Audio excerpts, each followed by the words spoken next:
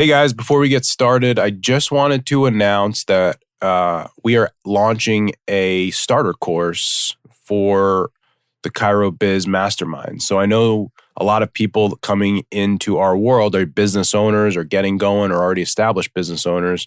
And I've had a lot of students or new grads and associates reach out, looking for coaching and mentorship. And truthfully, the mastermind program isn't right for them. It's a little bit kind of too advanced, too high level.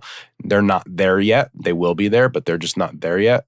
So actually, myself and Dr. Jeremy Dinkin, who was on previous podcasts, he's a student of ours in our program, and he's done great to build his practice. We're putting together a mentorship, a course that's going to help rehab chiros, kind of get started and get going, give them some of the basic business principles.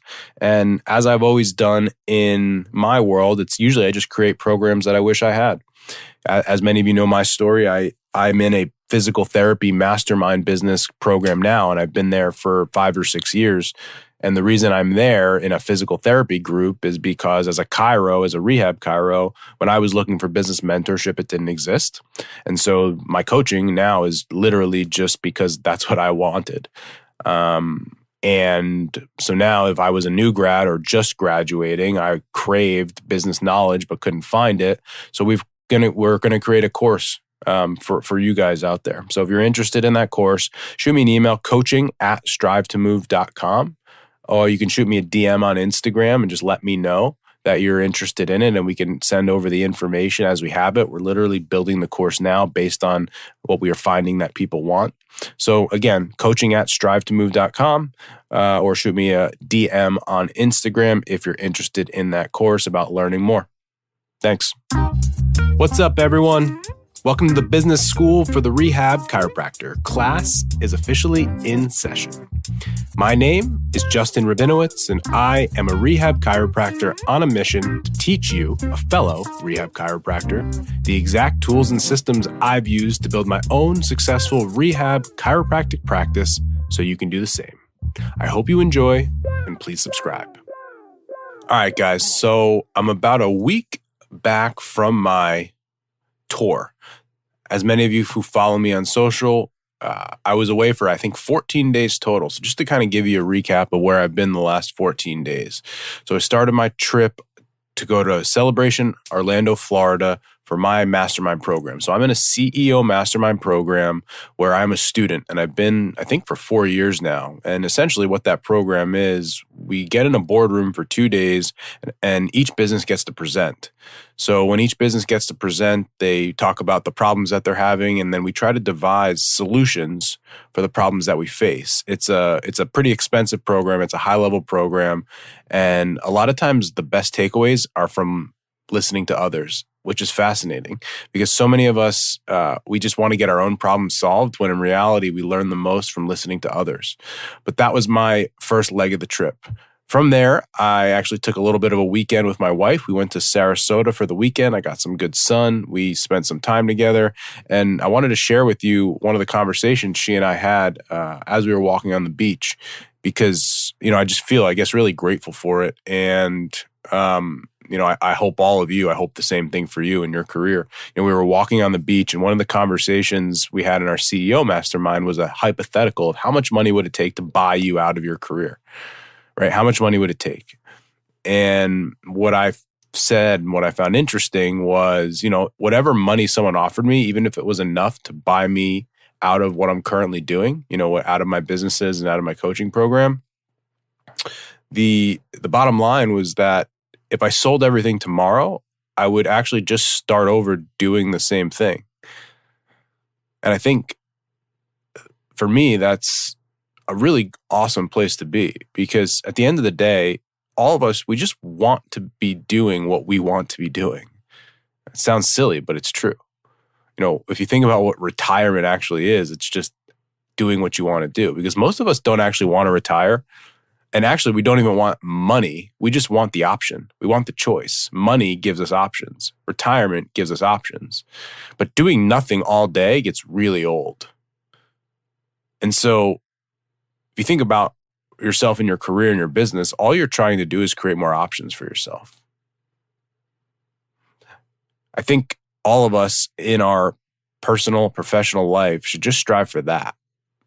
More money, great. What does it do? Buys you options, buys you choices. But if we can get to a place where if they took it all away from us, we would just go back to doing the same thing, man, that's an absolutely amazing place to be. So that was my second leg of the trip. From there, I took a bus, which was quite the experience, not a good one, to Miami, Florida, where I met with two of my clients. I met with Karen Malley, who is literally starting her practice as we speak, just unbelievably excited. And, my takeaway from that is, for me, obviously, I've been doing this a decent amount of time right now, but when I get in front of someone who is just starting, to see the excitement, to see the nervousness, good nervousness that they have, it brings me back. And they always say you only start your first business once. So being able to sit with Karen and watch her and see the excitement in her eyes, it's like, I just hope she never loses it. So super excited for Karen. Then I met with the Tonrys, who I apparently now know how to pronounce their name. So Mike and Trish, soon to be Trish Tonry, they are engaged. And I met with them. They are just getting started with their practice. And one of my big takeaways from my meeting with them is the idea of how to speak and how to present at a seminar. And so Mike is a classic. He's actually a very highly competitive CrossFitter and loves to teach. And the biggest thing we talked about, hopefully it comes out in a future vlog episode, is the idea of how to present information in a seminar in which it gets people to take action. So it's one thing to deliver good information, but it's another thing to deliver it in a way to get people to take action that potentially want to become your patient. From there, from Miami, I took a plane to Austin, Texas, where I met at Dr. Ross Bombin's office out in Austin. He's been practicing a decent amount of time. And he probably is one of the nicest offices I've ever seen. It's absolutely beautiful. And when I was meeting with his team, he runs a rehab style practice, but I think something that we sort of spoke about was actually delivering care at the level that we preach in the office. So I think this is a good takeaway for some people here. One of the key points in his office was that he had a gym, and he had like sort of that clinic gym model. And on the wall of his office, he had, posters that spoke about strength levels he'd like for his athletes and his active adults. And I think one of the issues was that they simply weren't communicating that to the patients in the office. They were treating them very much for pain. They were treating them soft tissue and, adjustments and getting them out of pain. And then the patients were going on their way. But they did believe in a lot of the strength-based stuff. And so one of the conversations in the office about how to, grow the business and maybe like keep people longer wasn't actually selling them anything more than what they actually believe in. So if we believe in this as rehab chiropractors to get people certain strength gains, at least we have to communicate that with them. If we have certain pull-up metrics or deadlift metrics or lunge metrics, or we believe that every client comes in should be able to squat a certain way, or rotate a certain way. If we're not doing that with them, communicating that with them, and then giving them the opportunity to do that with us, I think we're missing the boat. Now, again, if you have a gym that you work with or you refer out to, fine. This is about first doing the right thing for the client. So if they're leaving your office and you're referring them down the street to a world-class gym that's doing all of that with them, great. But if you're not, then you might as well do it in your office, or at least give them the opportunity to do it in your office. So that was my day in Austin. From there, I took a bus, beautiful bus actually, this was a good bus, to Dallas. In Dallas, I spent the weekend at Parker University. For you guys that don't know, Parker is absolutely doing an incredible job. They have, I can't imagine anyone has a nicer one, but the nicest sort of strength facility. I don't know how big it is, maybe 5,000 square feet. It's got everything. It's got turf, it's got a climbing wall, it's got Olympic weights, it's got machines. It's unbelievable. So I didn't meet Dr. Bill Morgan. I've heard about him, but it seems like he's got things really moving in the right direction at Parker. Incredible. And the DMACs, they're going to be famous. The DMACs I think they're turning around chiropractic education in the rehab setting. They are absolutely incredible. So Cody and Marianne, DMAC, and they are in control of those departments. I don't know their official title, so Parker, don't sue me. But they're they're spearheading that movement. I got to speak with them and meet them. And then we spent the weekend at the Clinic Gym Hybrid with Josh Satterley. Some of you guys know him. I've been on his podcast. He was gracious enough to allow me to speak for a few minutes, about an hour on Sunday during his Clinic Gym Hybrid model, which had about 50 people there, including students at Parker and some docs and clinicians around the world. I should get that footage soon, and I'm going to post that hopefully on YouTube and maybe release the audio on a podcast. So I'm absolutely looking forward to that. So my takeaway, and this isn't just a takeaway from this weekend, but it's a general takeaway. I think we have lived in this world where we have a bit of resentment as chiros. I think all chiros, but specifically the rehab chiros, we live in this world of resentment because we went to chiropractic school and they didn't teach us business. And so we live in this world where we're frustrated when our practice stinks because the school didn't teach us business. I'm not going to sit here and cheerlead for chiropractic schools. I think they do some things really well and they do some things poorly. But what I'm never going to bash the chiropractic school for is for not teaching you business. So let me tell you a little bit of a different story. So I have a friend who's an orthodontist. And in his orthodontist program, included with that is actually an MBA program. So he does his orthodontics advanced degree and an MBA, which gives you a lot of unbelievably high-level business content. But what I recognized when speaking to him is his MBA program, I still don't believe, taught him how to run an orthodontist practice.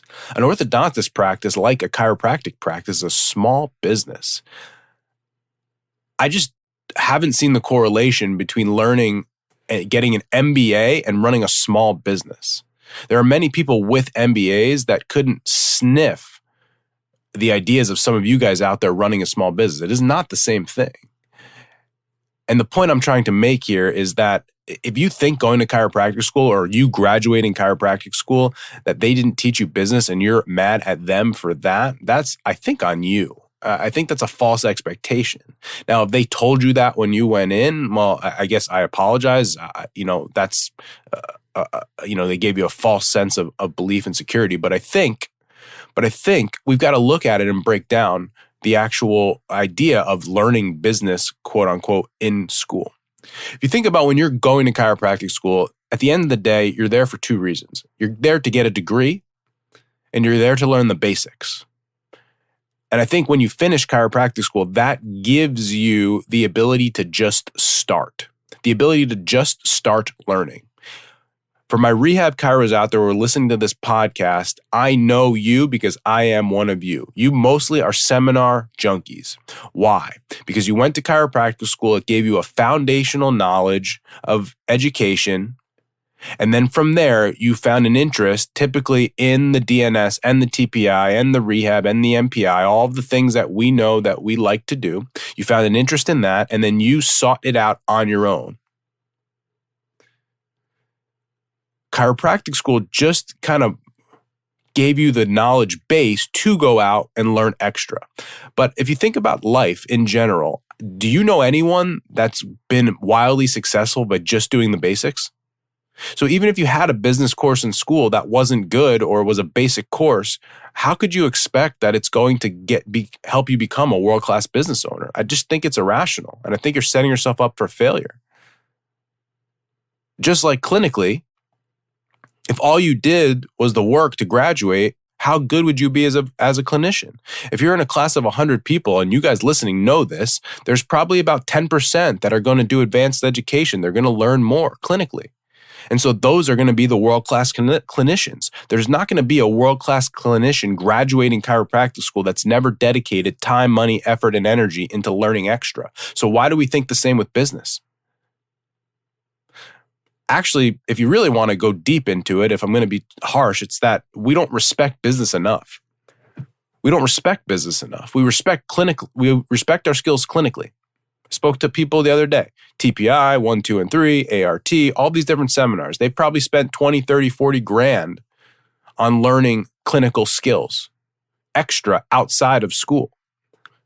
And then they're frustrated that they don't know how to run business. Well, how much money have you spent learning business? Zero. They watched a YouTube video. They took a class and they're mad at the teacher at school. It doesn't make any sense. It's completely irrational.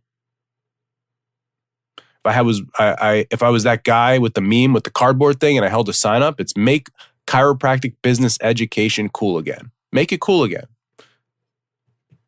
Make people recognize and understand that if they want to be good at business, if you out there want to be good at business, at running a business, you have to learn business skills. You have to study business.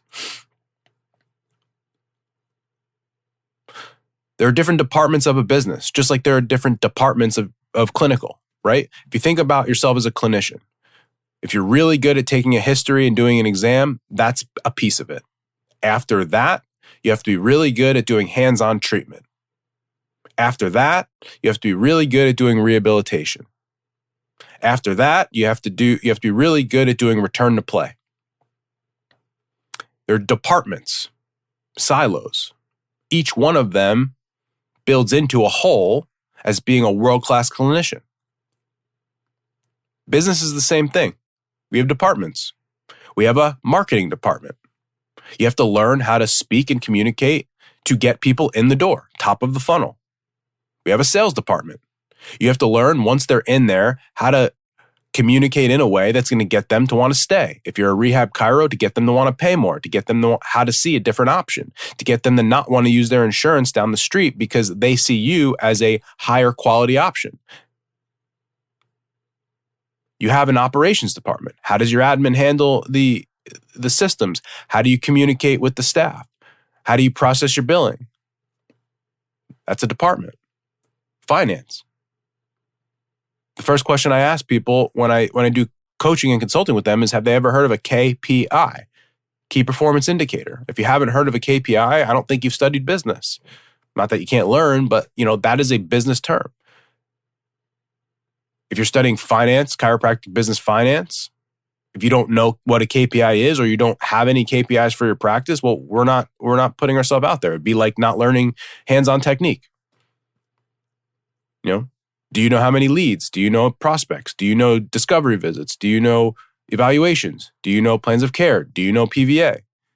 Do you know revenue? Do you know cash flow? Those are all aspects of learning finance, but that's a department. If you want to run a business, if you want to be a serious business owner, someone's got to do it. Someone's got to do it. It's funny, to go off a little bit on a tangent, I've been asked quite a few times about partnerships. And I have 2 partnerships, actually. So I feel qualified to speak about this. My setup here, just to let everyone know, is I have a Strive to Move, which I started in 2015. On paper, I own that by myself. And now it is managed by Dr. Ashton Billamoria. And then I have Adjust Your Performance, which I am a partner legally with Dr. Allison Heffron. And I have the Funk Med Lab functional medicine business, where I am a partner with Dr. Vin Tagliaferro. But the reason why I often discourage partnerships is because the 2 people coming to the table in a partnership do not offer 2 different skill sets. And so for a partnership to work, you have to bring something to the table. Usually that's different, because if you both do the same thing, one of you is useless.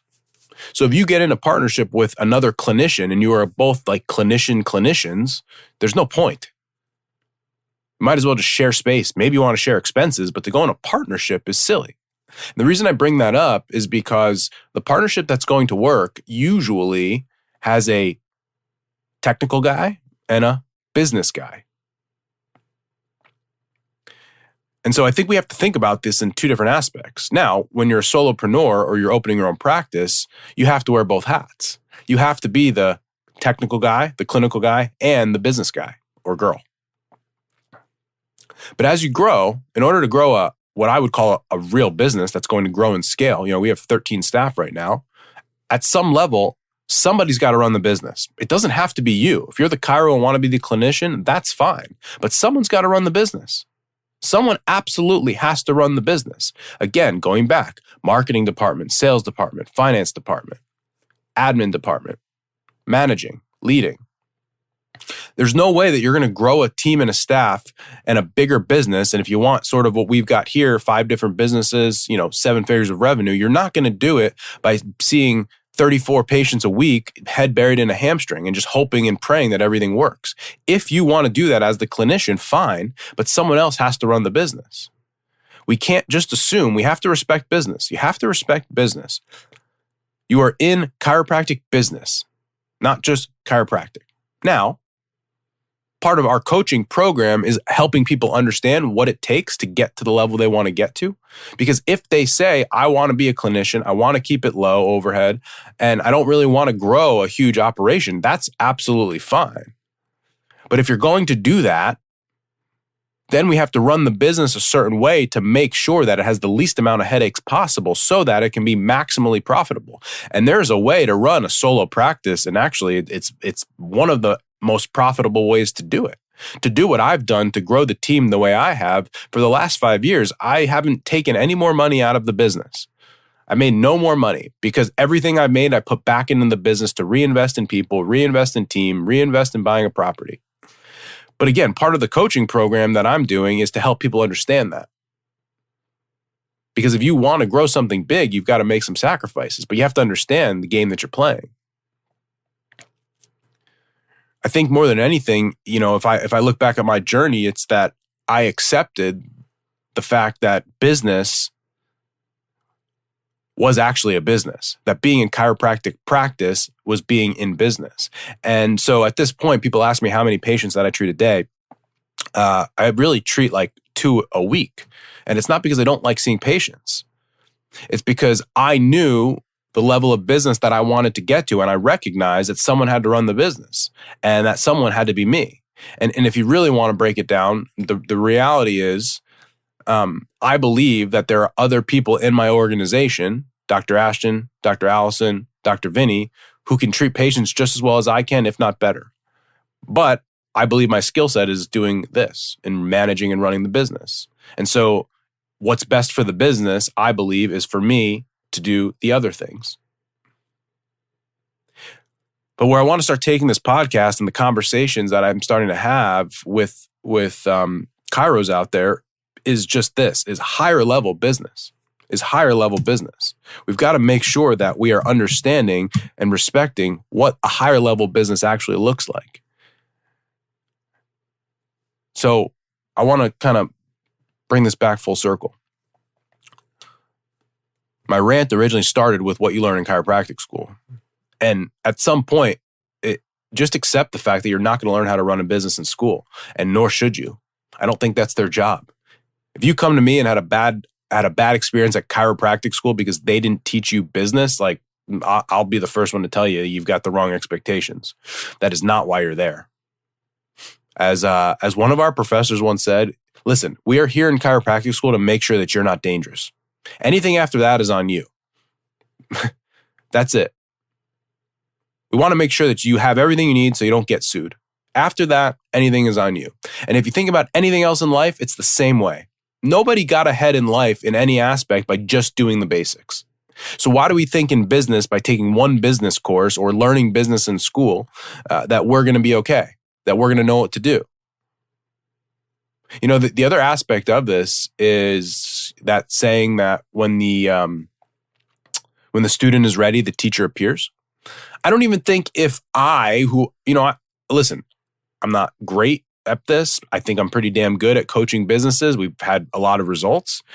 I don't even think if I went to chiropractic school now and taught business that I would get results with people, because you're not in a position to learn it there. You're in school. You're worried about passing boards. You're stressed to the max.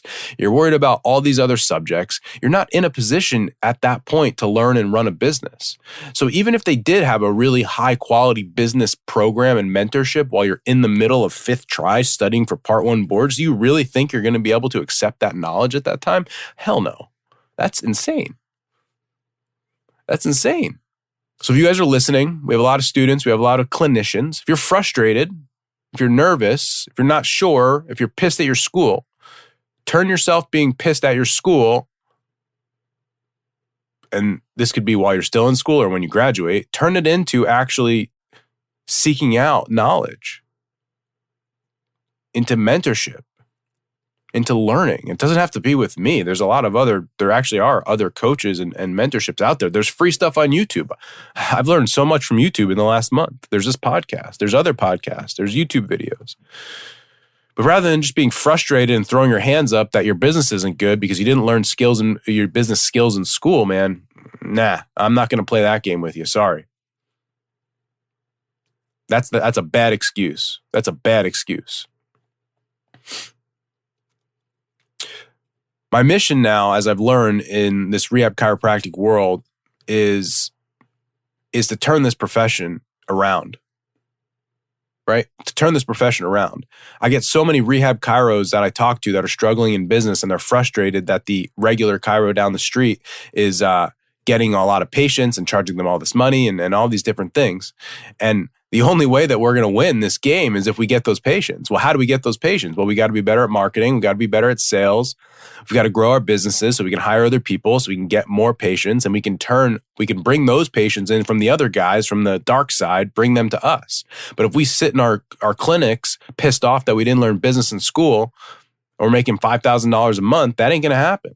The other part of my mission now is to grow our businesses, to grow our rehab chiropractic practices to a point that we can actually afford to hire other rehab chiros. I can't tell you how many I've talked to in the last 2 or 3 months looking for jobs out of school, and the rehab chiropractic jobs just do not exist. It's because we don't have a good enough business to afford to bring people in. So if you're in school, again, if you're in practice and you want to learn business, you got to learn business skills. You got to learn business skills. You got to respect that the business is a business. Just like you learned all the clinical stuff, you got to learn business if you want to. You don't have to, but if you want to and you want to grow a business, you absolutely have to. So far in my coaching group, I've been doing it about a year. Not every single person that's done 20% of what we told them to do and focused and dedicated has seen a positive growth in their business. Not one person has failed if they just do the work. You guys out there are smart. You guys out there have a level of discipline. You guys out there have shown to show up on time, to be dedicated to your craft, to do enough to learn and educate yourself, to pass boards, do all the things required to graduate chiropractic school. Say what you want about it, but based on you out there as a chiro compared to the rest of the population, the bottom line is you're smarter than most people. You're more dedicated. You'll show up on time. You're responsible. You know how to study for a test. You know how to get through. You are more than qualified to run a wildly successful business. The only thing stuck in your way is either your mindset or your clinical or your business skills. All the other factors are there. If we can get through those two things, you're going to be successful. But we've got to spend the time to do it.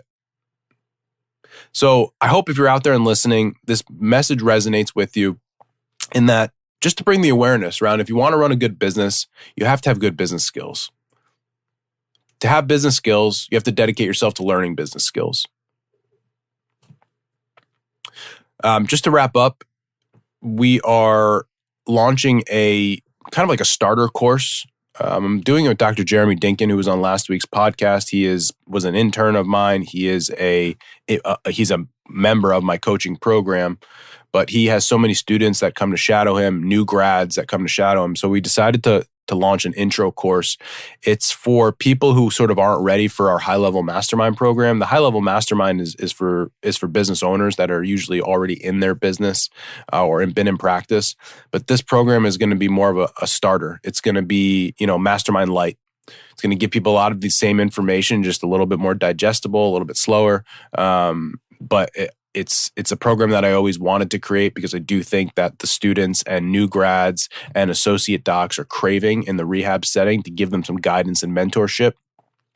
So I don't have all the details yet. We're working it out. We're actually speaking to people now to see exactly what they want. We want to build the course around what people actually want and need. But if you're interested in that, to learn more information, you can just send me an email, coaching@strivetomove.com. Shoot me a DM on Instagram. I'm in touch with a lot of people on there. But if you're interested in that, absolutely just let me know. We'd love to have you, or if you just want to get some more information. But I hope everyone has a great rest of your week, and we'll see you later. Thank you so much for listening to this episode. And if you found this content valuable, here are 4 ways I can help you for free. 1, grab a copy of my free guide, the Rehab Chiropractors Checklist. You can get that at go.drjustinrabinowitz.com/guide. That's go.drjustinrabinowitz.com/guide. 2, go ahead and give me a follow on Instagram at Justin Rabinowitz, where I post business content. 3, subscribe to my weekly newsletter by sending me an email at coaching@strivetomove.com.